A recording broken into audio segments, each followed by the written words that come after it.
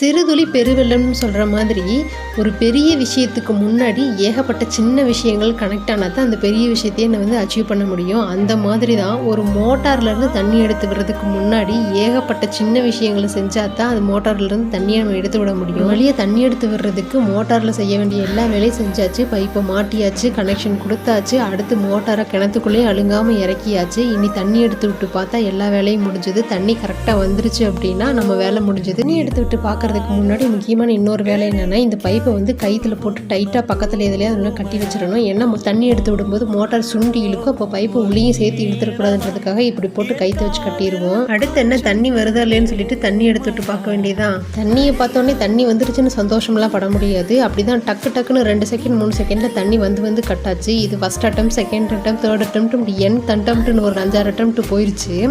அதுக்கப்புறம் தான் ஏதாவது ஒரு லோடு பிரச்சனையாக இருக்குமோ, தண்ணி லோட் ஆகாமல் தான் இப்படி கட் ஆகுது அப்படின்னு சொல்லிட்டு லோடுக்காக பைப்பு நம்ம தண்ணி போகிற பைப்பில் கனெக்ட் பண்ணி பார்க்கணும்னு சொல்லிட்டு கனெக்ட் பண்ணிக்கிட்டு இருந்தோம். நட்டு போல்ட்டெல்லாம் வச்சு தான் அதை டைட் பண்ணி கனெக்ட் பண்ணி வைக்க முடியும், இல்லைன்னா பிடுங்கிட்டு போயிடும். கனெக்ட் பண்ணதுக்கு அப்புறமும் பார்த்தீங்க அப்படின்னா ஒரு 2-3 அட்டம்ப்ட் தண்ணி வந்து தான் கட் ஆச்சு. ஏன் இப்படி கட் ஆகுது அப்படின்னா, தண்ணி 2 சைட் பைப்லேயே நல்லா லோடாக இருக்கணும். இப்போ 2 சைட் பைப்புமே எம்டியாக இருந்துச்சு. அதனால கட்டாய் போச்சு. ஒரு 4-5 அட்டம்ப்ட்டுக்கு அப்புறம் தண்ணி ஃப்ளோ வந்து போனதுனால 2 சைட் பைப்லேயே தண்ணி ஃபுல்லாக இருக்கிறதுனால அடுத்து கட் ஆகாமே போக ஆரம்பிச்சிருச்சு.